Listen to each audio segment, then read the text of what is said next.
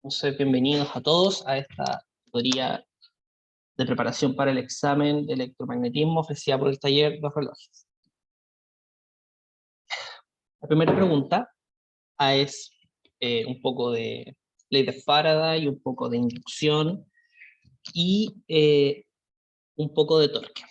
Vamos a reforzar esas partes, más que nada porque las dos primeras partes entran sí o sí en el examen, y además porque normalmente siempre los pillan con preguntas que mezclan mecánica con el electromagnetismo, y es algo súper común que aparezcan, y son las preguntas donde siempre se caen, donde siempre tenemos problemas. Dice, considere inicialmente una espira circular de radio A, que yace sobre el plano XZ. En t igual 0, la espira comienza a girar con una velocidad angular omega igual a t.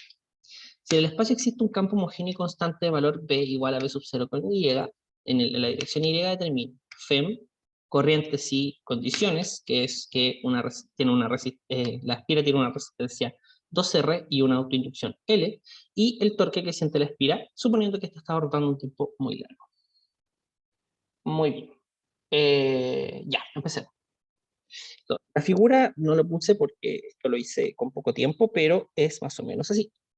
Lo que nosotros tenemos es una especie de espira. Tenemos una cantidad de audiencia. Que esto está girando en el plano, o sea, está primero en t igual 0, ya se sobre el plano XZ, pero está girando. Entonces, si ya es en el plano XZ, Z es el eje, este eje de acá, sobre el cual es el eje axial de rotación de esta. Y el campo magnético, digamos que si miramos desde arriba, digamos con el eje Z saliendo, nosotros vamos a ver que esta espira lo que está haciendo es hacer este giro, y el campo B va en esa dirección. Entonces, X, Y, y Z para allá. Y B constante en este. Entonces lo primero que nos piden es encontrar la Fermi. Lo primero que tenemos que saber para poder calcular cuando nos dicen encontrar la Fermi es que tenemos que encontrar el flujo magnético que pasa a través de esta espira. La parte fácil sería que esta espira siempre estuviera en el plano XZ, porque en realidad si es constante simplemente el flujo es el campo B por el área. Eso es evidente y o sea, no es difícil de ver de la forma en la que se construye la ley.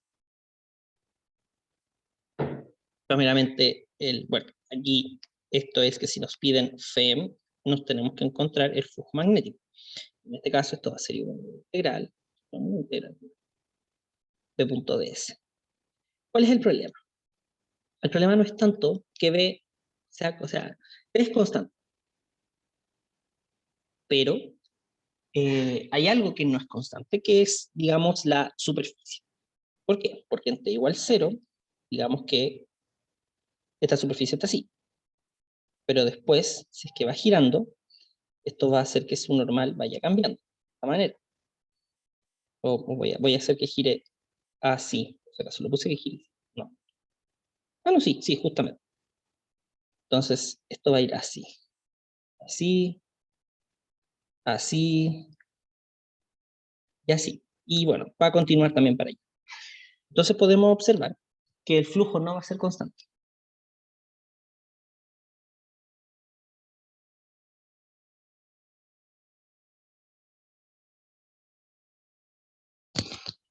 El flujo no va a ser constante, porque el flujo esquemáticamente recupera lo que está pasando de campo magnético a través de la superficie, de la parte como normal a la superficie.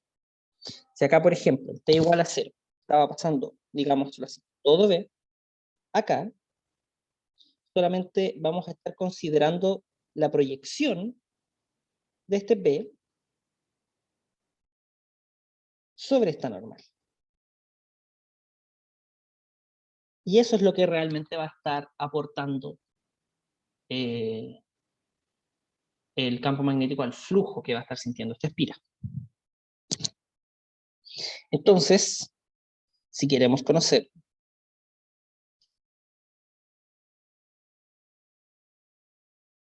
el flujo, exactamente, tenemos que conocer cómo se comporta esa normal. ¿Por qué va a estar cambiando? Va a ser la normal la que va a tener la componente temporal, que me va a estar generando este cambio en el tiempo, este cambio de flujo en el tiempo, por tanto va a estar existiendo una FEM. ¿Se entiende? ¿Se entiende? Sí, sí, se entiende. ¿Alguien tiene alguna duda? Recuerden que pueden preguntarme. Yo voy a subir el volumen al que lo estoy escuchando aquí. Muy bien. Entonces, con la normal dependiente del tiempo, nos vamos a observar cómo va a cambiar esto. No es difícil ver que si esto está rotando, como hay una rotación, las rotaciones están muy asociadas a funciones del tipo seno-coseno. ¿Sí? Entonces, lo primero que nosotros vamos a notar, que en t igual 0, bueno, vamos a tener que meter un coseno de algo o un seno de algo, o un seno de algo, en la normal. Ojalá dependiente del, bueno, tiene que ser dependiente del tiempo, y eso como que igual nos va diciendo que también va a depender de la velocidad angular, ¿cierto? Porque la forma en la que este valor del seno y el coseno que va a tener esta normal va a estar cambiando dependiendo de cómo vaya girando. Entonces, efectivamente, tenemos que considerar la velocidad en algún lado. Entonces, el ángulo con el que esto va a ir cambiando, que va a estar dado por este, no tanto, y lo voy a hacer con otro color, con rojo. Entonces, este ángulo que está acá,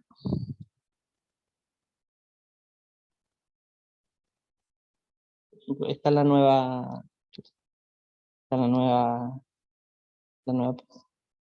para allá va a ir la normal. Entonces, este ángulo phi de acá va a estar cambiando en el tiempo conforme la velocidad angular que tiene la espira. Entonces, teniendo eso presente, observamos que en t igual 0, la normal debe ser igual a y, porque la espira parte pegada al plano XZ, por tanto la normal a la superficie que define la espira va a ir en la dirección de Y. Eso nos da una primera pista, que al menos la normal tiene que ser dependiente del coseno de omega t en y tongo. ¿Por qué? Porque en t igual 0 tiene que ser igual a 1. Y el coseno cuando vale 0, cuando t vale 0, o la variable vale 0, el coseno vale 1. Y para un cierto t, donde por ejemplo lleguemos a un omega t igual a pi, perdón, a pi medios, ¿sí? Tenemos que observar que n es igual a x, ya que si se fijan esto va a llegar acá. Bien, por lo tanto, la normal también va a tener que ser dependiente del seno de omega t por x tongo, ya que el seno en omega t igual a pi medios vale 1 y el coseno vale 0. Y ahí vamos a estar haciéndoles. Entonces no es difícil pensar que como esto tiene que ser módulo 1 y el coseno y el seno ya vienen arreglados, podemos decir que la normal va a ser igual a coseno de omega t en y tongo punto más seno de omega t en y. A priori la superficie tiene dos normales, ¿o no? No, pues no tiene dos normales. La normal es única. La diferencia es que va cambiando con respecto al tiempo. La diferencia es que va cambiando con respecto al tiempo. ¿Sí? La normal que le corresponde es la normal que le corresponde. Pero como va cambiando con respecto al tiempo, esta va a ir tomando diferentes valores a medida que vayamos haciendo que evolucione temporalmente. El tema es que lo que ustedes tienen que ver es que al final del día esta normal dependiente del tiempo va a ser una combinación lineal de los vectores unitarios que definan su sistema. Entonces ambas son válidas. Y si se fijan, si yo por ejemplo este n le evalúo en t igual 0, la componente x se hace 0 y la componente y es la que se devuelve. Si yo evalúo en omega t, aquí considerando que omega nosotros lo conocemos para un tiempo tal que omega por t es igual a pi medios, n va a ser igual a x. Por tanto, en ese tiempo el coseno se va a hacer 0 y seno se va a hacer x. La normal no se podría expresar por tramos, es lo mismo. No, pues es que la gracia es que ustedes descubran que la normal tiene esta componente temporal, porque va a ser la que va a darles el paso para que exista un flujo dependiente del tiempo. Y un flujo dependiente del tiempo, por la ley de Faraday, implica de inmediato una acción. ¿Cachai? Y si ustedes la definen por tramos, pierden la generalidad, porque el coseno y el seno se pueden obtener, pero fíjense que si ustedes la definen por tramos, posiblemente tú estáis pensando en definirla para t igual, cuando sea igual a 0, cuando el ángulo sea igual a pi medios, cuando el ángulo sea igual a pi, y ahí estáis perdiendo toda la información acerca del movimiento de la espira desde un ángulo notable hasta el otro. ¿Cachai? Y la gracia es justamente que el ángulo esté cambiando, porque eso es lo que te va a estar dando el flujo a cada paso. ¿Cachai? Entonces, el flujo empieza siendo, o sea, perdón, la FEM, quiero decir. El hecho de que se esté moviendo es lo que te está generando la FEM. ¿Sí? Entonces, no se asusten con esto. Esto es un análisis, bueno, espero que no lo estén viendo tanto como por primera vez, pero de alguna forma ustedes tienen que ser capaces de poder encontrar cómo describir estas superficies rotantes. Y justamente esta es la forma. O sea, casi siempre van a ser rotaciones, y cualquier rotación siempre lo van a poder escribir como un seno y un coseno, que lo que va a estar haciendo es esto. Bueno, no lo pueden ver, ¿verdad? Que estoy con cámara, pero va a estar haciendo esto. ¿Sí? Entonces con esta normal escrita, y fíjense que en realidad esto que estoy haciendo es por completitud, porque vamos a poder observar que como solamente la componente en Y la componente que va a estar recibiendo de campo magnético esta superficie va en Y, solamente nos va a importar cómo evoluciona la normal en su componente Y. Esa es la única que importa. La componente en X es irrelevante. Veamos por qué. Nosotros escribimos ahora el flujo con la integral completa. Esto es B0 en Y punto. Coseno de omega t en Y más seno de omega t en X por ds. Ahí vamos a ver cómo arreglamos este tema del ds. No lo voy a tocar todavía, ¿sí? O si quieren podemos ponerle un ds para que no se confunda. Esto es un diferencial de área escalar. No tiene vectores metidos. ¿Cuáles? Todavía no lo voy a definir porque lo voy a hacer de forma conveniente. Fíjense que en realidad quiero ocupar un sistema cilíndrico para hacer este cálculo, un sistema polar. Pero no me quiero casar con las coordenadas todas, no me quiero casar con unos ejes cilíndricos todavía, porque primero quiero deshacerme dentro del integral de todo lo que tiene que ver con y-tongo. Entonces, no lo voy a escribir todavía. Y fíjense que si hacemos el producto punto, simplemente vamos a obtener B0 por coseno de omega t por un integral en el área escalar de la figura. Y la superficie S, bueno, es la superficie que definimos acá. Esto. Entonces, este objeto de acá, como la espira es de radio A, creo que es lo que nos dicen, ¿sí? Entonces esto simplemente va a ser pi por A al cuadrado, nada más. Por lo tanto, el flujo va a ser igual a 0 por pi por A cuadrado por el coseno de omega t. Entonces, utilizando la ley de Faraday, vamos a tener que epsilon igual a menos la derivada temporal. El flujo magnético va a ser igual a menos p sub 0 por pi por A cuadrado por omega por menos seno de omega t.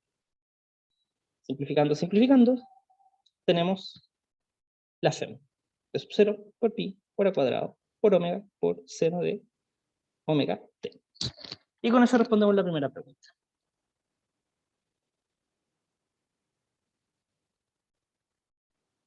La primera parte de la pregunta, en realidad. ¿Alguna duda hasta acá? Leo el chat.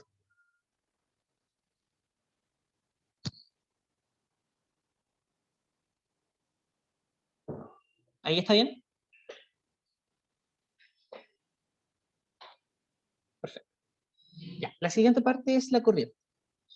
No sé si vieron circuitos de forma simple, en realidad no profundizo mucho en estados auxiliares, pero nosotros podemos construir ecuaciones circuitales utilizando tanto la ley de, bueno, el hecho de que vamos a tener, bueno, las leyes de Kirchhoff, leyes de Kirchhoff.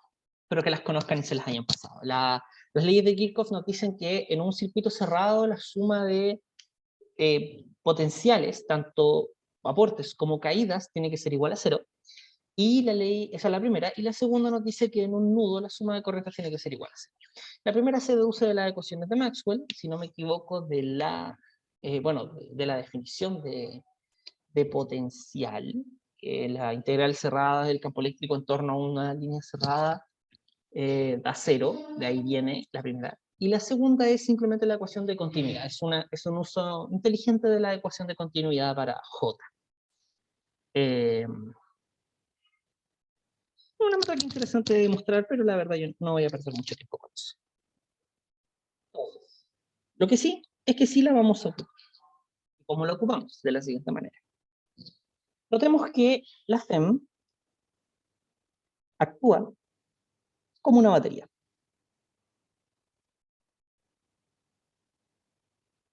Es decir, lo que va a estar haciendo es aportar como a este circuito que nos estamos creando. Una duda, para pasar el flujo magnético a la FEM hay que derivar con respecto a T nomás. Sí, tienes el flujo, lo derivas con respecto a T, y además la ley te dice ponerle un menos adelante. ¿Sí? Independiente de lo que te dé la derivada con respecto al tiempo del flujo, tienes que ponerle un menos adelante. Voy a dejarlo como observación. Ahí.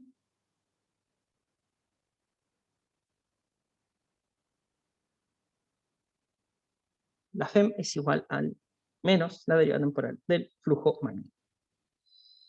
Listo. Y como actúa como una batería esta FEM, lo que va a pasar es que va a hacer un aporte al potencial. Entonces se lo sumamos. Luego nos dicen que la espira posee una resistencia 2R. Esta, digamos que es como una especie de resistencia equivalente. Entonces lo que hacemos es simplemente decir, ya, la espira va a tener una resistencia chiquitita puesta ahí, de valor 2R, que va a representar la resistencia de toda la espira. Y como sabemos, las espiras, o sea, como sabemos, las resistencias generan caídas de potencial.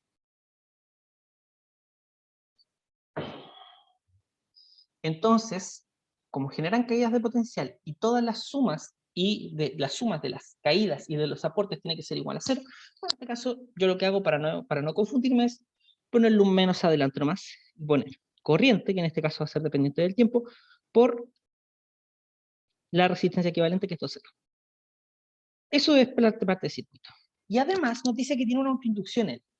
Y la autoinducción recuerden que es el efecto de el hecho de que en esta espira haya corriente.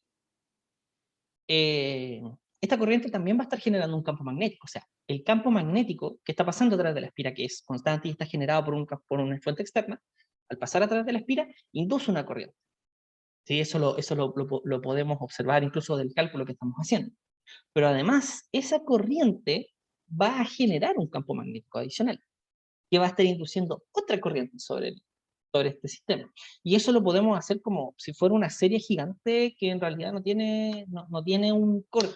¿Cachai? Evidentemente el corte lo da como decir, ya, pero esta cuestión, el quinto orden de corrientes generada por los diferentes campos magnéticos generados por las diferentes corrientes inducidas, aporta prácticamente nada. Entonces finalmente como que se queda uno a primer orden, simplemente. Pero lo que sí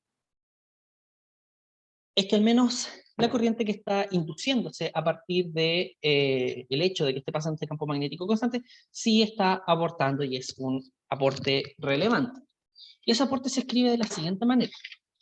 Esto, bueno, principalmente esto lo voy a dejar como va a ser igual a 0. Voy a dejar como una nota al pie, una observación. El coeficiente de autoinductancia mutua se escribe como L igual a el flujo, el autoflujo, digámoslo así, que tenga este espira o cualquier objeto sobre sí mismo, partido por la corriente que lo esté generando. Entonces, si nosotros ocupamos ley de Faraday acá también, vamos a poner Faraday.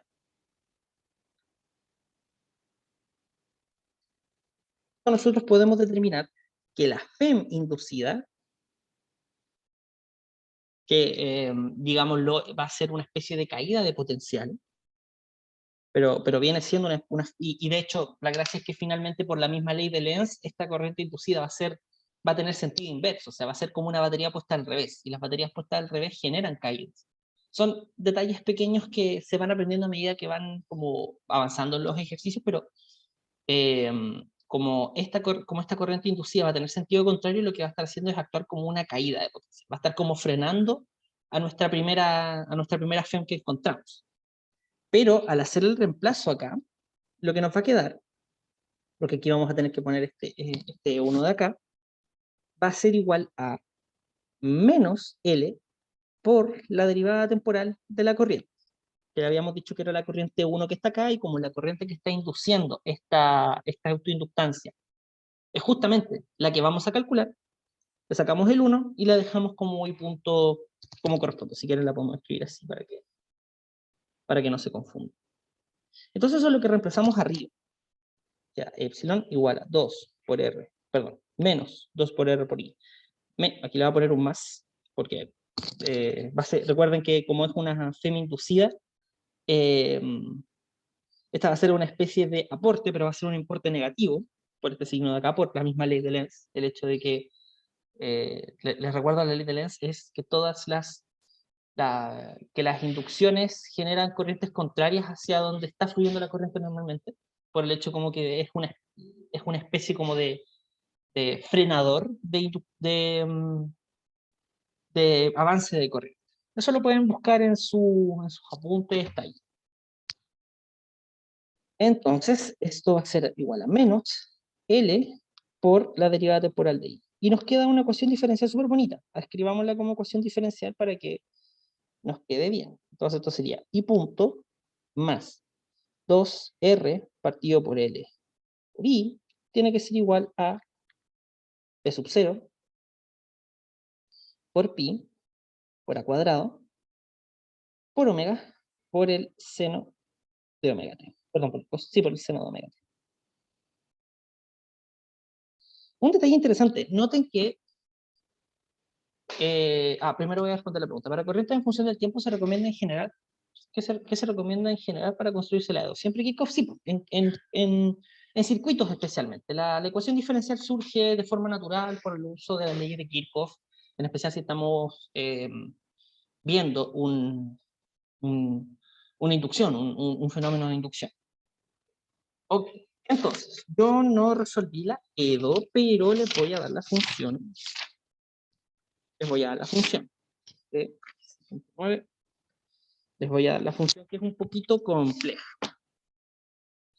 Pero la EDO se las dejo propuesta para que la resuelvan ustedes si quieren practicar, pero en este caso uno debería casi siempre darles la función. ¿Sí? Esto va a tener una particular, que de hecho es una exponencial que decae, fíjense. Una exponencial que decae, sí, es una exponencial que decae. Más una parte que viene siendo una solución particular. Entonces, si mis signos no me fallaron, lo que tendría que dar esta corriente es, dejando propuesta la EDO evidentemente en la resolución.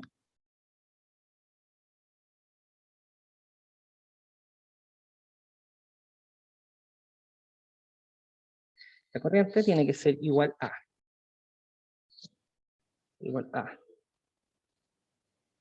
omega por A cuadrado por B sub 0 partido por 4R cuadrado más, perdón, sí, omega por pi por A más omega cuadrado por L cuadrado factor de R, que es la resistencia 2R, seno de omega t, menos lo voy a anotar aquí abajo, omega por L, factor de seno de omega t menos exponencial de menos 2R partido por L. Y esa es la forma de la solución. Bastante fea si me lo preguntan a mí. Es una corriente bastante feita. Insisto, la solución está en resolver este objeto de acá.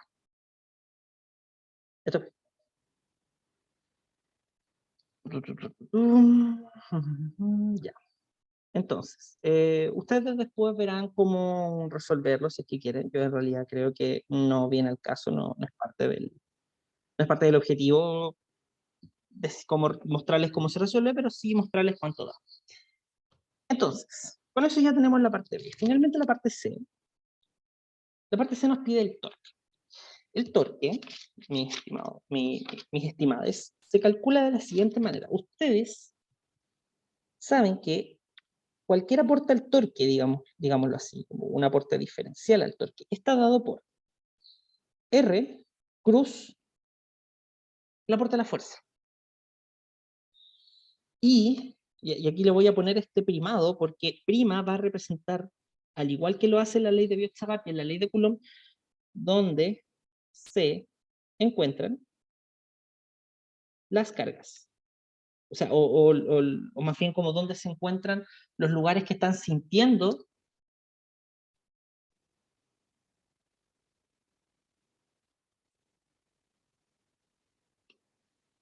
a F. De la misma manera que no voy a calcular el torque, si es que yo tengo un anillo, no voy a calcular el torque del efecto que lo haga girar en algún punto que no sea parte del anillo. Tiene que ser en el anillo. Entonces, si nosotros escribimos esto mejor, ya vamos a encontrar que esto va a ser R', cruz. Y estos aportes de la fuerza magnética, cuando estamos trabajando con corrientes, son I por DL', con DL' nuevamente refiriéndose al hecho de que esté primado es donde se encuentran los lugares que sienten a F, cruz B.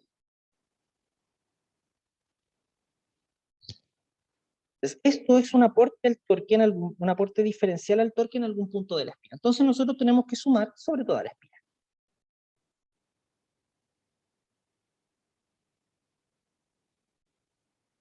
Y una suma diferencial es integral. Entonces, el torque va a estar dado por la integral, en este caso le ponen cerrada, pero aquí vamos a llamar lo que es evidente. La verdad no me acuerdo muy bien por qué tiene que ser cerrada siempre, pero en este caso, como tenemos que sumar sobre toda la espira, vamos a dar una vuelta en torno a ella. Por tanto, va a ser cerrada, va a ser una integral cerrada. Va a ser R', cruz, I por DL, cruz B. Aquí lo que voy a hacer es que no voy a escribir I, porque I es un objeto de un tamaño muy grande. Pero sí quiero que observen una cosa. Volvamos a la respuesta. La indicación para I es que nos dicen que está pasando tiempo, ha pasado mucho tiempo, como un tiempo muy largo, mientras ha estado rotando. Voy a poner esto acá. Y un clásico, observemos que.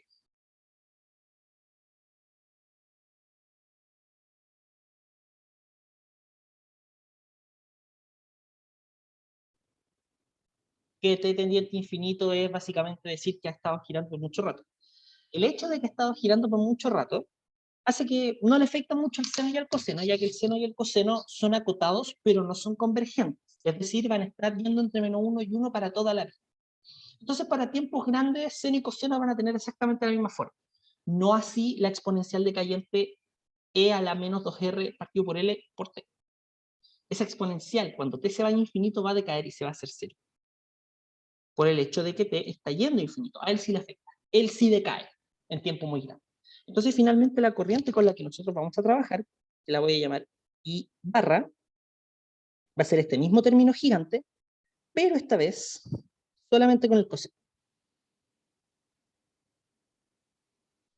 Fíjense que, de hecho, esto es interesante. Fíjense que aquí lo que me está diciendo esta expresión es que la parte asociada a la resistencia es la que se está, como el término de la resistencia pura, o sea, como la parte del circuito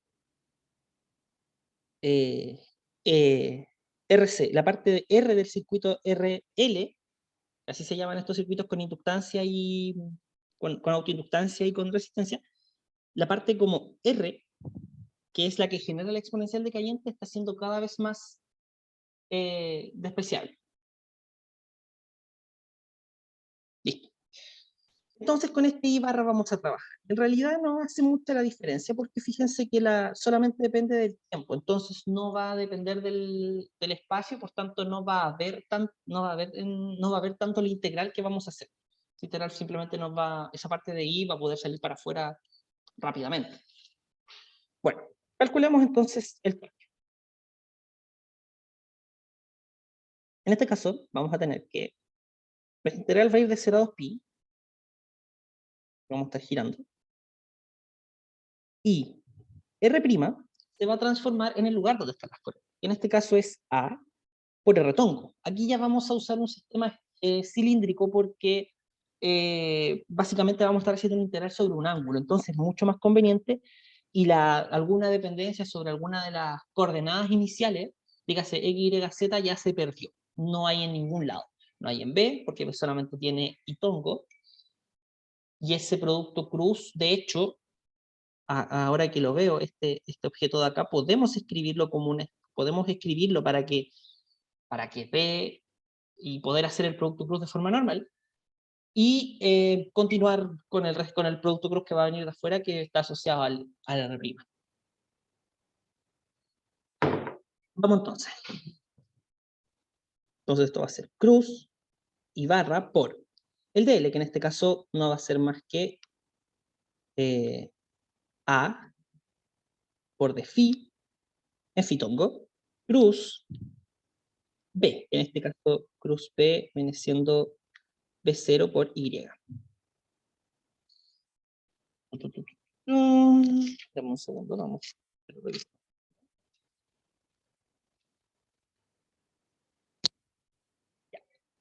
Vamos a calcular. Aquí lo que voy a hacer es, porque esto está así, entonces aquí podemos ocupar una fórmula que se llama la regla de los productos vectoriales. Voy a buscársela y se las voy a anotar. Esto es un triple producto.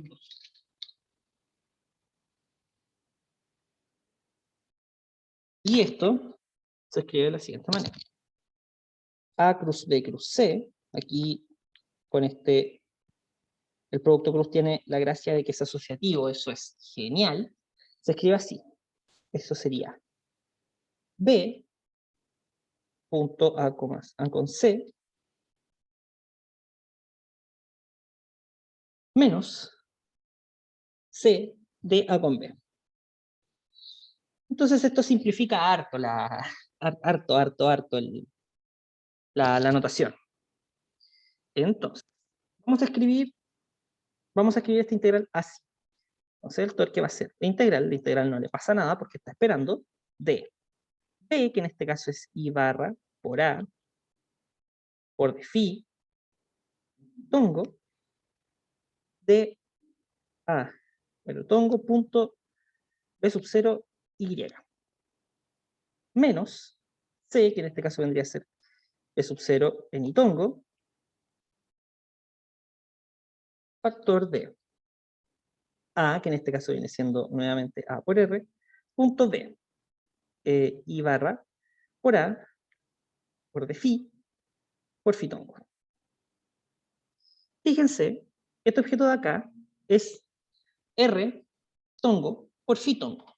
Y nuestro sistema esférico es justamente ortonormal. Por tanto, R.R va a ser igual a 1 y R.phi va a ser igual a 0. Entonces, este término desaparece. Por lo tanto, la única componente que aporta al vector, que aporta al torque, será 2pi y por A por phi de A, bueno, A B0 lo podemos sacar, de R.I. Y esto se puede resolver de forma sencilla debido a que nosotros conocemos cómo se va a comportar este sistema. El radio, en este caso, va a tener una componente en Y que de hecho va a depender del seno de omega t. Vamos a hacer ese estudio de inmediato. Primero resolvemos la integral. Entonces esto es 2pi por A cuadrado, 2pi por A cuadrado por I barra, por B0, por, aquí pasó algo. Aquí pasa algo interesante. No, porque solamente no depende de phi, esa es la gracia. Ok, antes de continuar, ¿alguien se acuerda cuando estudiamos ley Coulomb o ley de Biot-Savart, en especial si es que hay alguien que está conmigo, que soy su auxiliar también, pero si no, cualquier auxiliar tendría que haberles contado también, acerca de que cuando nosotros estamos integrando tenemos que tener cuidado con los vectores unitarios. ¿Se acuerdan de eso, cierto? ¿Alguien se acuerda? ¿Sí? Sí, eso, ya. Me encanta eso, me encanta, me encanta. Ok. Aquí lo que va a pasar es que antes de hacer la integral tenemos que resolver el tema del R.I. ¿Por qué? Porque podemos correr el riesgo de que haya un phi metido adentro de ese vector unitario. Puede existir. Puede existir, entonces no podemos simplemente dejarlo pasar. Entonces vamos a resolver este producto punto primero, R.I. Entonces voy a dibujar, aquí vamos a estar en t igual 0 por comodidad, o digamos que un t lo suficientemente grande, pero que no se sale, que justamente está ¿cómo habíamos escrito esta cuestión? Que justamente se sale de este, bueno, tendría que ser algo así. Ya. Todo ese punto, ¿no? Bueno, parece que no. Ah, no, sí, profe. Ya estamos bien, no importa. Voy a revisar aquí el tema es que tenemos que tener siempre cuidado con cómo dirigimos los signos. Y lamentablemente, aquí pido disculpas, me acabo de dar cuenta que cometí un pequeño error. X tiene que apuntar hacia abajo. La parte buena es que eso no afecta. ¿Por qué tiene que apuntar hacia abajo? Porque así obedece el producto cruz. Y el sistema que me definí primero no obedece el producto cruz. Entonces eso genera que aquí, en esta parte de acá, donde estás acá, aquí no es con un más, es con un menos. Porque está girando en sentido antihorario, el omega. Entonces, el primer valor que va a tomar no es pi medios, es menos pi medios. Perdón, no, sí va a ser pi medios, pero aquí va a ser con un menos x. Entonces tiene que ir con un menos seno adelante. Es un detalle, no es relevante en nuestro caso, pero ahora sí se vuelve relevante. Ahora sí tenemos que tener cuidado con eso. Acá está la placa. Aquí está la placa. Entonces, I apunta para allá. Y R, en un principio, no va a apuntar en la dirección de I. Entonces, para este T, cuando la placa tenga una normal igual a I, va a ser 0. Pero, si esto empieza a girar, voy a hacerlo con otro color. Bueno, esto empieza a girar, Y sí va a empezar a tomar componentes en Y. Y va a estar apuntando, y la normal también. Bueno, la normal también, pero en este caso, con respecto a I, sí va a existir, digamos, una especie de aporte. Fíjense que ahí hay un ángulo diferente de pi medios, que hace que el coseno no deje de ser 0.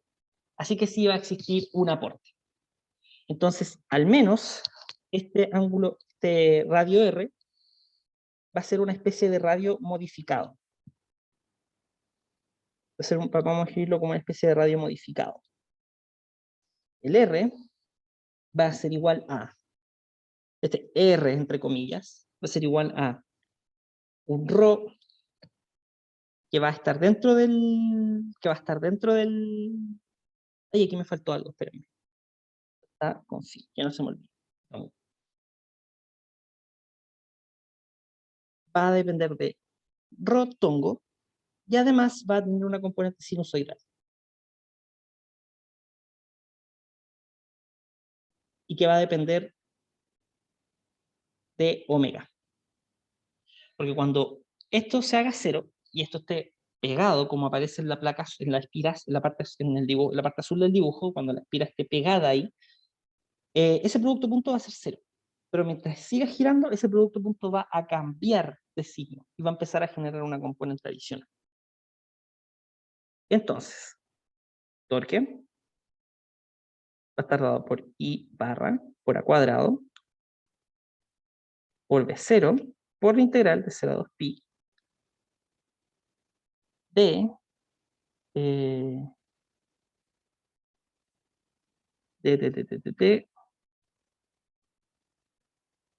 y por este radio ρ punto y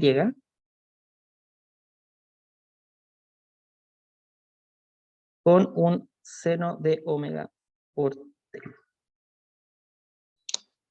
Y luego queda resolver esta parte de acá, que tengo que acordarme cómo lo hice, déjenme revisar mi pauta.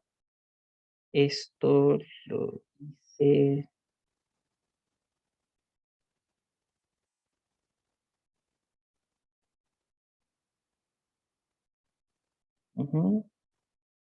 Ya. Ah, ya entendí. Ok. Vamos a hacerlo de una forma un poquito diferente. Vamos a hacerlo de una forma mucho mejor. En vez de poner ese ángulo de ahí, lo que vamos a hacer es ocupar era la definición del producto punto 5. Uy, no entiendo mi propia pauta. Ayuda. Esto no suele pasar.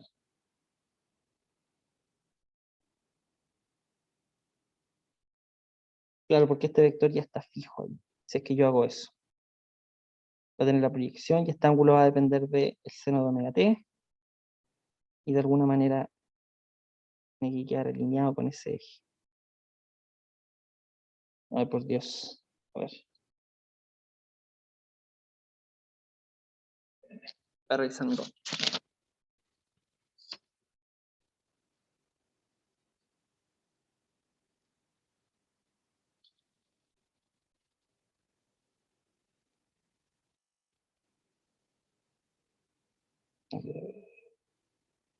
Vamos a hacer. Bien. No me quedo gigante, no importa. Este ángulo de acá es el que se va a estar, bueno, este en realidad este ángulo de acá es el que se va a estar proyectando.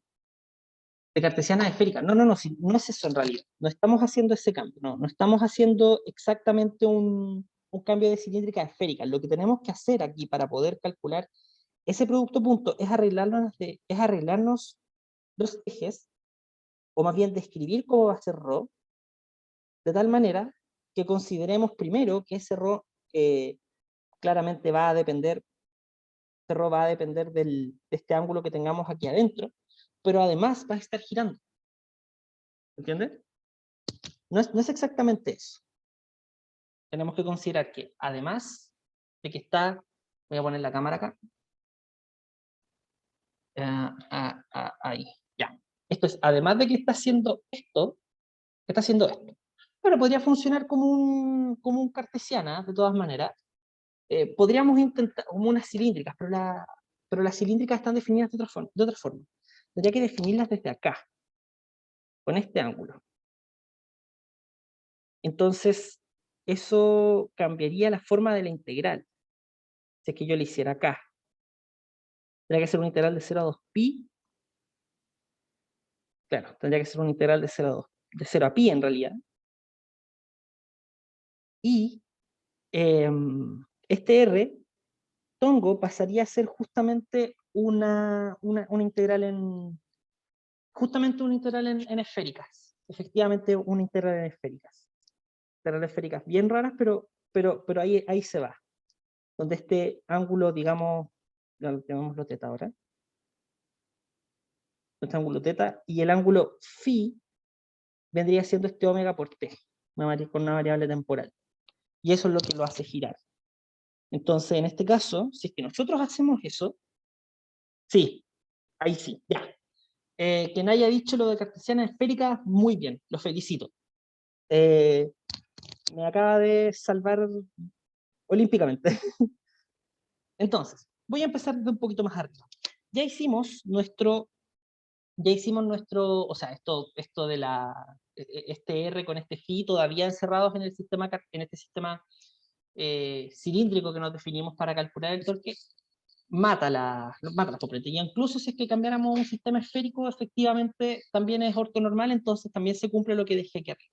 Pero para poder resolver este objeto con los tongos, tiene que ser un poquito más sutil el cálculo.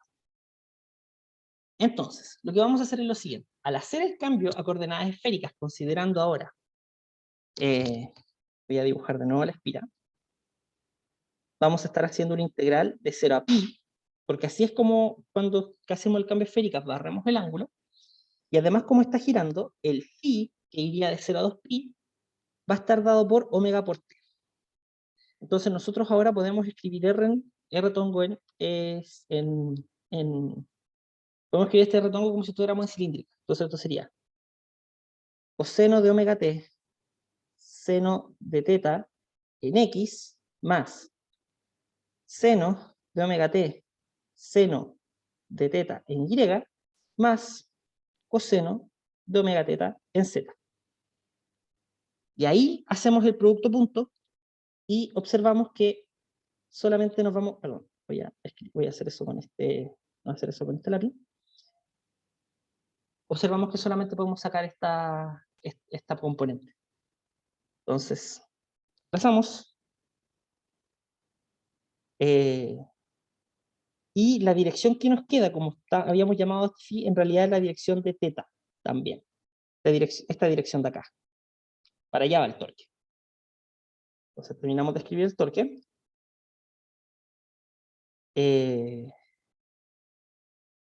Y barra por a cuadrado por b0 r.i, que en este caso me suelta un seno de teta en teta tongo, y esperen un poquito, seno de teta en teta tongo, por b0, esto da seno de omega t, y finalmente tenemos la integral de 0 a 2pi,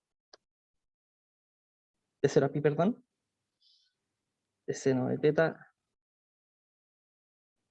tongo por de teta, y ya podemos resolver. Ahí resolviendo la integral con d teta, obtenemos la respuesta. Y creo que lo voy a dejar, esa parte la voy a dejar propuesta porque perdí mucho tiempo desenmarañando mi pauta. ¿Sí? Tienen que terminar de resolver esa integral y con eso llegan a la respuesta. Eso. ¿Alguna duda, pregunta, consulta? ¿Estamos bien? De hecho, ¿se me escucha? Sí, se escucha. Sí, súper. Sí, se Acá. escucha súper bien. Acá. Entonces, para no perder más tiempo, voy a dejarles ese objeto ahí para que terminen de hacer el cálculo. Ok. Vamos entonces, voy a pasar a la P3. En realidad la P2 no sé si voy a alcanzar a hacerla. Pero la P3 me resulta mucho más importante porque tiene que ver con medios materiales. Medios materiales mucho más preguntables, según yo, en un examen que polarización y dieléctrico. Aunque si alcanzamos a hacerlo, lo hacemos. Listo. Entonces, dice, vamos a hacer la P3 entonces.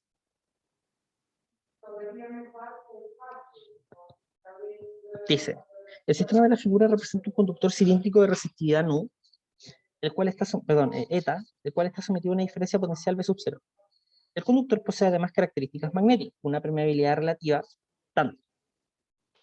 Mu es la DAN, entonces mu es mu. Sí sé que no hay figura, yo la voy a dibujar. ¿Va a haber pauta? No lo sé, depende de cómo esté de tiempo. La figura se las voy a mostrar yo. Y suponiendo que la corriente se distribuye de forma homogénea en el interior del conductor, y que además las dimensiones son que la batería está muy lejos, y además que el largo del cilindro es mucho más grande que su radio, nos piden determinar H, B, M y las corrientes de magnetización. Voy a revisar. Sí, piden las densidades de corriente y magnetización del conductor. Entonces, la figura es más o menos así. Tenemos este cilindro de así, no tan grande, una cosa así. Ahí y ahí. Entonces esto está conectado a un potencial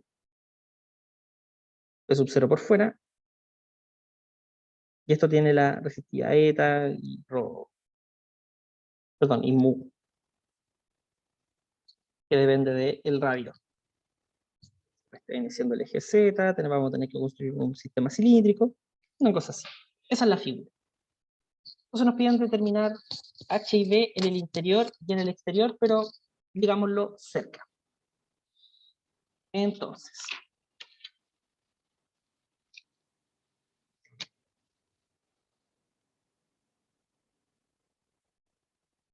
como nos dicen la resistividad, va en la resistividad,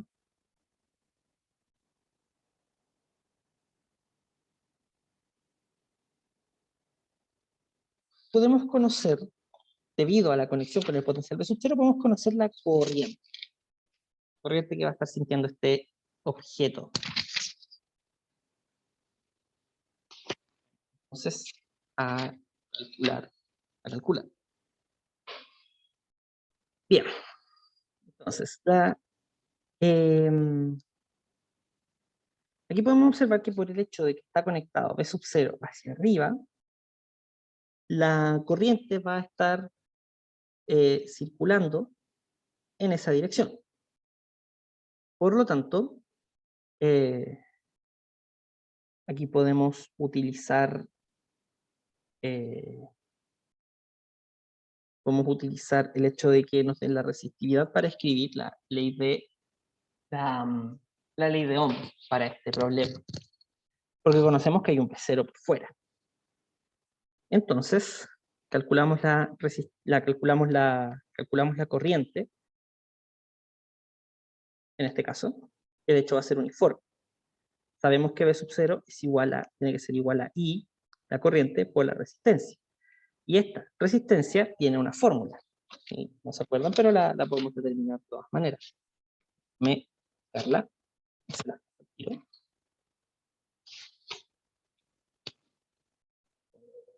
Para calcular la resistencia eléctrica total dada una resistividad. R es igual a nu por el área de la sección partido por el largo. Entonces, el área de la sección, ¿cómo supiste que la corriente va hacia arriba? Mira, puede ir hacia arriba o hacia abajo en realidad, da lo mismo. La cosa es que va a ir en la dirección de Z. Y de todas maneras,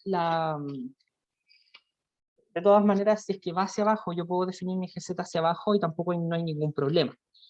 Depende también de cómo escriba yo esto. Fíjense que yo puse este palito hacia arriba.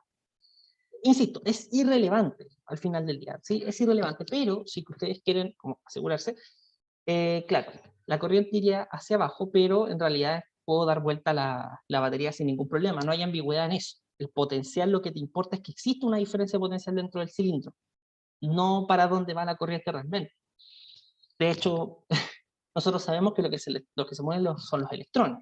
Entonces, en teoría, si acá está cargado negativamente, tendrían que salir electrones de acá y subir para allá. Pero vamos a hacer cuenta de que, hagamos cuenta de que se mueve hacia arriba, solo porque me es más cómodo. Entonces aquí vamos a poner que va a salir, es irrelevante, da lo mismo. Entonces, esto iba a ser igual a la resistencia. Disculpa, Sí, dale. que no era al revés la fórmula para la resistencia, el largo partido de la resistividad y el área transversal. Voy a revisar, tal vez me equivoqué al escribirla. No, yo la tengo como eta por A, con la que es el área de la sección transversal partido por L. Es que me acuerdo que en el chi salía así y me parece que era un error. No sé, tengo como la noción. Es que bueno, que yo tengo mis formularios el chip. Déjame buscarlo para confirmarlo y si es que está mal lo cambiamos, ¿te parece? Ya. En realidad después uno lo aprende a hacerlo integrando. Ah, claro, tienes toda la razón. Sí, aquí está. Ah, perfecto. Ya. Bueno, tal vez por eso me bajaron la nota en algún control.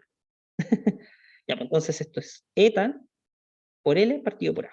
Entonces en este caso vendría a ser eta por L, que viene siendo el largo el largo de este compadre, y partido por A, y en este caso la sección transversal, como este tiene radio R, tendría que ser pi por R al cuadrado. Entonces con eso nosotros podemos despejar la corriente que va a estar circulando dentro del cilindro, homogénea, y va a ser igual a pi, bueno, P sub 0 por pi por R cuadrado partido por eta por L. Y esa es la corriente dentro del cilindro. Conociendo la corriente, nosotros podemos conocer cuánto es el vector densidad de corriente. Por simetría sabemos que J va a ir en la dirección de Z, ya lo habíamos hablado. Pero además, tenemos que considerar que este objeto este iba a ser uniforme. Sabemos que es uniforme porque la conductividad también es uniforme. Podemos asumirlo uniforme. Y al ser uniforme tiene que ser resultado de la integral de flujo de J punto de A. Entonces esta integral se puede desarmar, como sabemos que va a depender que va a ir en Z, en la dirección de Z, y no va a depender ni radial ni angularmente. Vamos a ver que esto lo podemos escribir como J por dA, por la integral en dA. Y esto simplemente es pi por R cuadrado. Entonces si nosotros igualamos ambas cosas, J por pi por R cuadrado, y comparamos las dos fórmulas rápidamente, podemos observar que el vector de densidad de corriente J va a estar dado simplemente por P sub 0 partido por nu por L en la dirección de Z. Y con eso ya tenemos todo para poder calcular la I de Ampere. Como esta va a tener la dirección de Z, el Ampere que tenemos que hacer es así, encierra al cilindro de forma angular. Debido a que, nuevamente, recuerden siempre el cable. Por un cable, ¿qué pasa? Corriente y hay un campo magnético envolviendo. Esto es simplemente un cable más grueso, entonces tiene que tener las mismas características. Pero observemos que tenemos un problema, hay una resistividad. Y al haber una resistividad,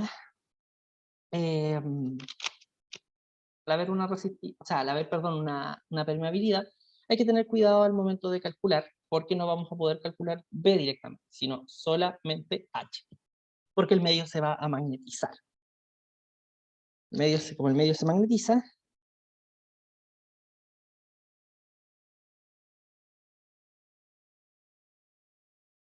este J que encontramos aporta como corriente libre. ¿Cómo saber cuándo una corriente es libre y cuándo no?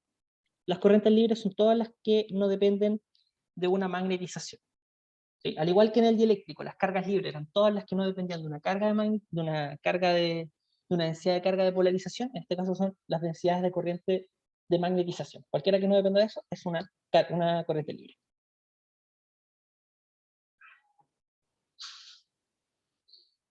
Entonces, dibujamos nuestro cilindro. Primero vamos a hacerlo para el caso donde R es menor a R chico, es decir, aquí adentro,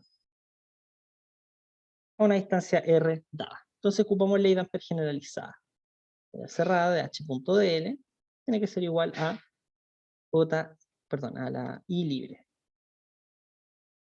Entonces acá nuevamente tenemos que calcular la Y libre, considerando que ya conocemos J. La diferencia está en que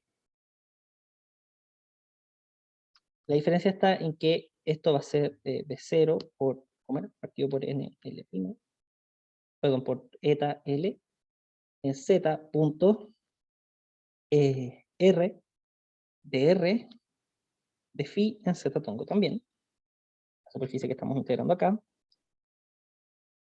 y va a ser igual a 0 por eta L por de phi, que va a ir de 0 a 2pi debido a que estamos en el borde de la integral cerrada, y vamos a tener un 2pi acá y un R cuadrado medios acá, por este R que se va a estar integrando con este. Entonces la I libre para un R menor a R es igual a P sub 0 por pi al cuadrado partido por eta L. Fíjense cómo se parece a la que encontramos acá, a esta que es total, a la total que está aquí arriba. R cuadrado arriba, obviamente. Sí, pues, ahí está. No entiendo tu pregunta, amigo. O sea, es R cuadrado chico. Ah, ya, ok. La cosa es que se parece a esta, y evidentemente se tiene que parecer, porque si yo pongo R igual a R grande, voy a estar encerrando todo, entonces tengo que volver a encontrar la corriente total que hay dentro del cilindro. Entonces, Con eso en mente, H.dl va a ser lo mismo que simetría cilíndrica, el cable, ¿sí? El cable, siempre el cable. Entonces, vamos a tener un campo que va a depender del radio, eso lo podemos ver de la corriente libre que vamos a encontrar, y además va a ir en la dirección tangencial, porque tiene que envolver al cable. ¿Sí? Ese es el principal argumento de simetría en estos cilindros, así que úsenlos. Entonces esto va a ser simple y llanamente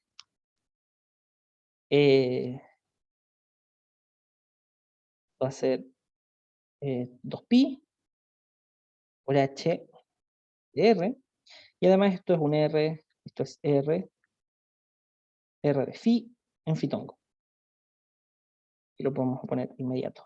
H vector es un h de r en fitongo, y esto es un r de r en fitongo. Perdón. Entonces, ahí está. Igualamos.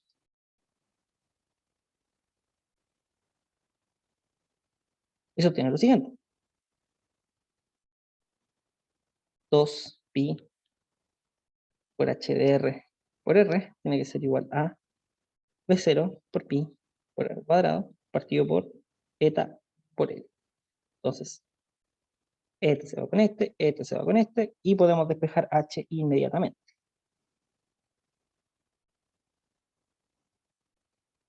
Entonces esto va a ser b0 por r partido por 2 eta l en la dirección de phi. Y con eso estamos listos en esa parte. Luego, ¿cómo calculamos h?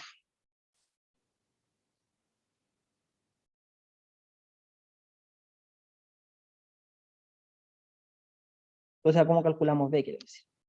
Nos dan la permitividad del medio. Le puse permitividad relativa, pero creo que eso es un alcance de nombre, porque la permitividad relativa, o sea, la permeabilidad relativa, tendría que ser, se llama así, es mu partido por mu cero. Entonces, como acá nos dan mu con, o sea, nos dan este mu con mu cero justamente, yo voy a considerar que es la permitividad, la permeabilidad magnética. Entonces esto es mu cero por, vamos a ver acá, quiero ver el enunciado, ¿dónde está el enunciado? Lo dejé el enunciado, aquí. De 1 más r partido por r grande, simplemente vemos que P va a ser igual a mu por h. Esta la puedo dejar como nota al pie, como observación, ¿ya?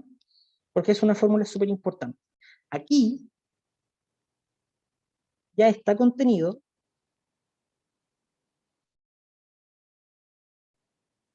m. Por eso no le sumo nada más. Es cuando yo esto lo expando, si no me equivoco la expansión era como mu 0 por h más mu 0 por la susceptibilidad por m, ahí es cuando aparece h. Voy a revisar esa parte porque no me acuerdo con tanta profundidad, pero salté la página completa. No, sin esto, así no es. Es directamente así nomás. O así. Bueno, les voy a mostrar mejor esta otra. Directamente B es igual a mu 0 por h más mu 0 por m. Sí, esa es. Ahí sí. Perdonen que no me acuerde tanto de la fórmula, por si acaso. Yo soy de la idea de que en realidad no vale la pena aprendérselas, sino más bien como saber ocuparlas, por si acaso. Ya. Pero primero nos vamos a concentrar en esta de acá. Así que después les puedo escribir la que tienen que aprenderse, que es de hecho mucho mejor porque está relacionada directamente con H. Entonces mucho más sencilla de ocupar. Ya, démosle. Entonces, aquí simplemente B va a ser mu 0, factor de 1 más R partido por R, por el campo magnético que ya encontramos. B sub 0 por R. partido por 2 eta L en la dirección de phi. Esto es dentro. Afuera es muy similar. Pero la diferencia es que cuando R es mucho mayor a R, pero cuando R es mayor simplemente, pero cercano, no mucho mayor, para no tener problemas con el cable, por ejemplo, a eso se refiere con que no es en sus cercanías, podemos observar que ahora la permitividad mu es mu 0 simplemente. Entonces podemos ocupar la ley de Ampère como la conocemos, en medio de vacío. Entonces, P.dl va a ser igual a mu 0 por la corriente enlazada, que en este caso la corriente enlazada ya la conocemos, la corriente total. La corriente enlazada va a ser igual a mu 0 por B sub 0 por pi r cuadrado partido por eta por L. Esa es la corriente que habíamos calculado, es esta de acá. Es un resultado parcial, lo veamos. Luego, resolvemos este lado, y nuevamente la simetría aquí, lo vamos a estar tomando aquí afuera, no muy lejos, pero digamos que es lo mismo. Esto va a ser 2 por pi, resolviendo esta integral ya un poquito más rápido, es exactamente lo mismo que aquí. Ya, me pregunta, ¿qué significa corriente enlazada? La corriente enlazada es la corriente que pasa a través de la superficie sobre la cual tú vas a integrar, y que está como delimitada por el borde de la superficie. Y ese borde, recuerda que es la línea por la cual tú vas a integrar P cuando hagas P.d. Aquí. Déjame hacerlo con otro color. Esto es P.d. Diferencial, ¿sí? Un valor que aparece aquí, una contribución. Esa contribución va a depender de la corriente que esté pasando a través de esa superficie. Entonces, el flujo de eso va a ser equivalente a este aporte P.dl a lo largo de la línea. Y solamente consideramos lo que pasa por dentro. A eso nos referimos con el enlazado, porque como hablamos de una línea, podemos pensar como, por ejemplo, esto una cuerda, un collar, ¿cachai? El cuello viene siendo, piénsalo como un collar. Te pones un collar, el collar te enlaza el cuello. El collar va a ser la línea por la cual vas a integrar B, y tu cuello viene siendo por donde está pasando J. Y eso va a depender, claramente va a depender de las condiciones, si es que es homogéneo o no, si es que hay en algún lado y en otro lado no, pero va a tener, todo lo que pase a través de esa superficie va a estar aportando. ¿Se entiende?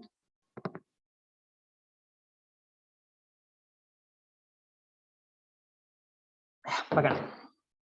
Listo. Continuamos entonces. 2 por pi, por B dependiente de R también. Lo voy a dejar anotado acá. B va a tener las mismas simetrías de siempre, son cilindros, por R también. Esto tiene que ser igual a mu 0, P0, pi, cuadrado partido por eta L.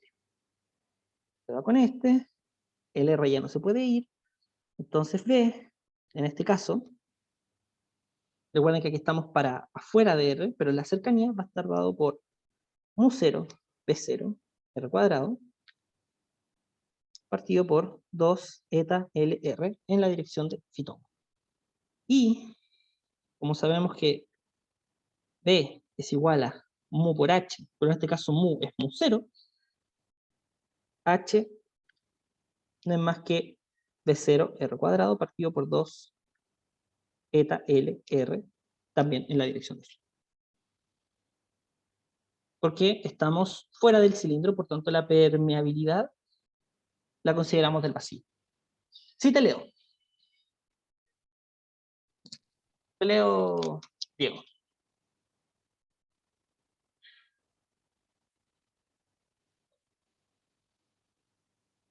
Mientras tanto voy a escribir la parte de la magnetización.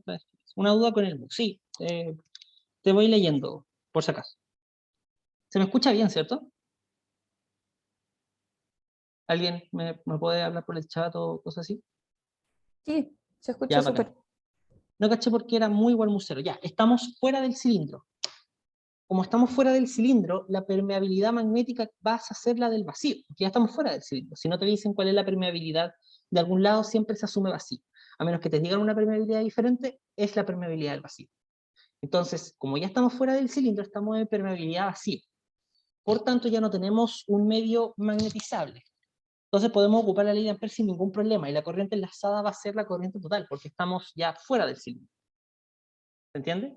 En cambio, dentro del cilindro sí existía una permeabilidad dependiente del radio, por tanto, a medida que yo me vaya moviendo, el campo B va a estar no solamente sintiendo los aportes del paso de la corriente, sino que también va a estar sintiendo los aportes de la magnetización que se esté generando por el hecho de que hay un campo magnético. ¿Se entendió? Excelente, listo. Sigamos con la D. Corrientes de magnetización. Cuando ustedes les pidan la magnetización, la fórmula que van a ocupar es esta. No se compliquen la vida con eso. H es igual a 1 partido mu 0 por D menos M. Y esto es dentro del cilindro. Esta corriente de magnetización simplemente va a ser reemplazada. Pero tienen que hacerlo con estos valores de acá. Sería sub 0 por R partido por 2 eta L en la dirección de phi tiene que ser igual a. Acá el mu 0 se va, entonces queda 1 más R partido por R por P0 por R partido por 2 eta L en phi. Y eso es igual a, eso menos M es igual a lo que está al otro lado. Entonces despejamos nomás. Fíjense que con este lado, con este 1, son lo mismo. Entonces se simplifica. Y el M pasa al otro lado. M entonces está dado por B sub 0, R cuadrado, partido por 2 eta L R grande en la dirección de phi. Y esa es la magnetización. Esta parte era cortita y sencilla. Y finalmente, para calcular las corrientes de magnetización, lo que ocupamos es lo siguiente. Vamos a tener una corriente de magnetización libre y una corriente de magnetización superficial. O sea, perdón, una corriente de magnetización volumétrica y una volumétrica y una superficial. Entonces, la corriente de magnetización volumétrica es igual a el rotor Bm, esta es la volumétrica, y la superficial, que en este caso va a estar en la superficie de este objeto, va a ser M cruz N. Y tiene que estar evaluado, al parecer. Tiene que estar evaluado. O sea, en la superficie donde se está integrando. O sea, la superficie donde se está calculando. Eso es. Ya. Primero veamos la de arriba, que es más fácil. O sea, la segunda que he hecho. Esto, el K por M, va a ser simplemente P sub 0 por R cuadrado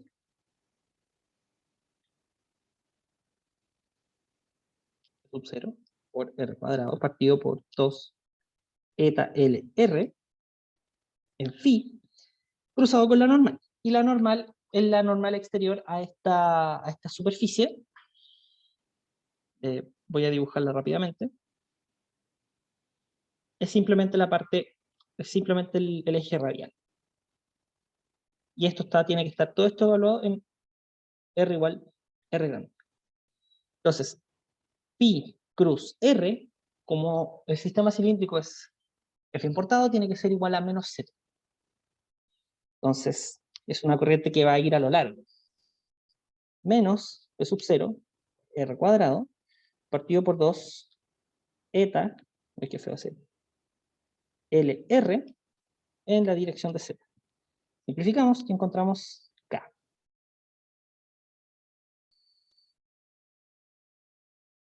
Entonces la K superficial va a ser menos B sub 0 por R partido por 2 eta por L en la dirección de Z. Y esa es la superficial. Y esta siempre, recuerden que está pasando a través de la superficie externa del cilindro, es decir, por acá, y está haciendo eso. No por el bulk. Pero también hay una dada por el bulk. Veamos si es que es diferente de 0. Casi siempre es 0, es algo muy extraño. Luz, bueno, eso.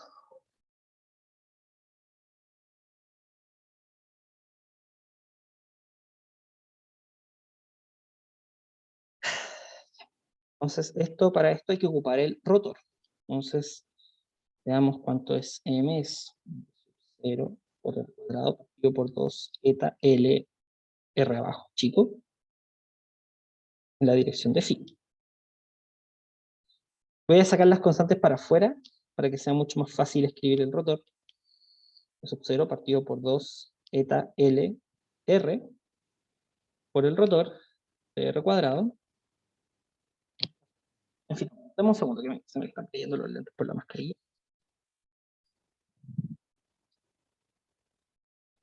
Ya. Veamos el rotor en esféricas, o sea, en cilíndricas.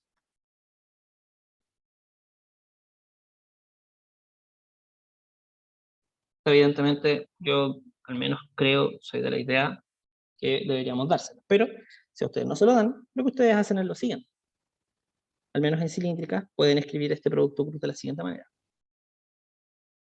O no, mejor escribámoslo directo nomás, ya fue. Entonces, fíjense que esto A es solamente A dependiente de la coordenada, o sea, es A en la coordenada phi dependiente de R en phi todo. Por lo tanto, solamente las componentes del rotor asociados a una derivada con respecto a ρ o sea, claro, con respecto a R de phi van a ser diferentes de C. Todo lo demás va a ser diferente de C. ¿Dónde encontramos eso? En la componente Z. Interesante. Entonces, este rotor va a ser igual a, y como no hay otras componentes, de hecho, que estén afectando a esto, va a ser, perdón, esto va a ser componente Z P 1 dividido por R de la derivada con respecto a R de R por A phi, en este caso sería R cuadrado, eso es A phi, y nada más. Y todas las demás componentes son 0 porque phi no depende ni de z ni de sí mismo. Así que calculamos. P sub 0, voy a sacar todo para afuera, eta, L, R, se detengo, y el R también queda ahí, de la derivada de esto que es R cubo. Entonces es 3 R cuadrado. Simplificar este con R. No me equivoqué. Entonces P0, o 3 P0, por R, en la dirección de Z, partido por 2 eta L. Y esto es J magnetis. ¿Alguna duda?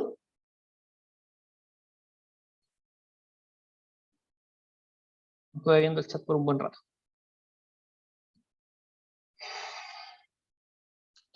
Los leo, los escucho, lo que ustedes quieran.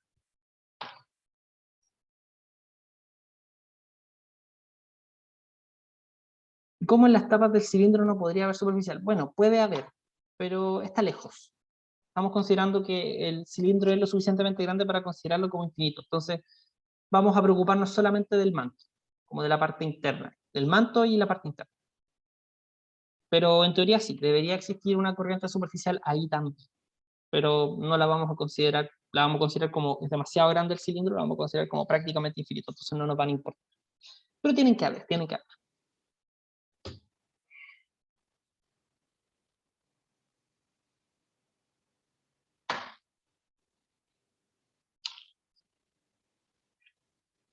¿Alguna otra pregunta? En la derivada, ¿no tendría que ser entonces R al cubo ¿Cómo? para que sea ese resultado de la derivada? Sí, pues, ahí está, R al cubo. R por R al cuadrado es R al cubo. Ah, R por el cuadrado, ya, ok.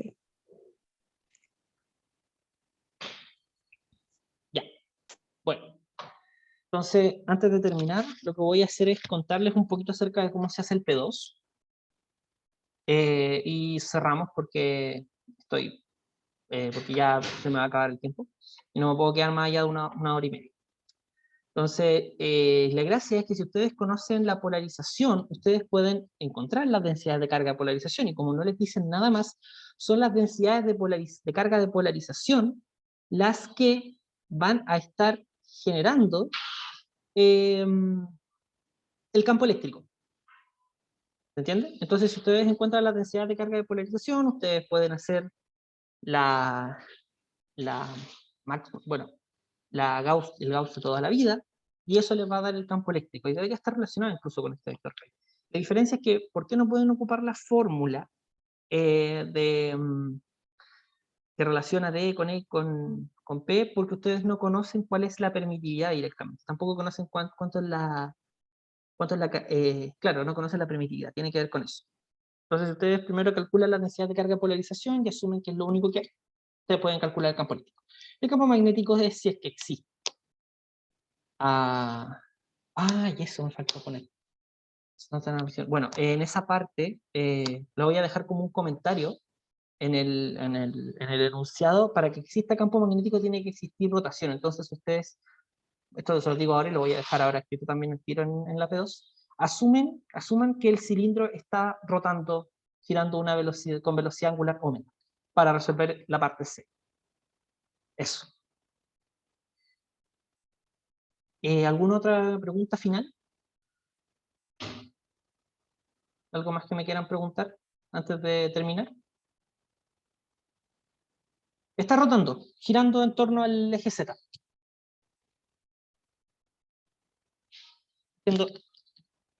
Tiene su cilindro, está haciendo eso. Lo voy a dejar anotado, en los comentarios al tiro, de todas maneras.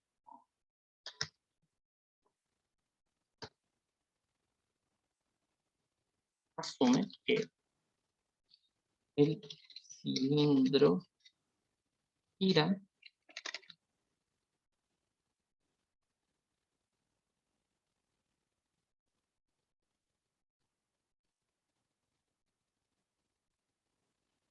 angular omega en el eje. Eso. Ahí lo dejé como comentario. Ustedes lo pueden resolver ahí. ¿Va a haber trabajo dirigido algo como el estilo? No lo sé. Creo que bueno, a mí no me correspondía hacer solamente la tutoría esta vez. No sé si va a haber trabajo dirigido hoy día en la tarde o mañana. Ahí yo creo que les van a avisar por la página por el Instagram de Hidrología. Es importante que lo sigan. Ya, yo voy a dejar de grabar, me despido de los que me estén viendo de forma online y nos vemos. Mucho éxito en el examen.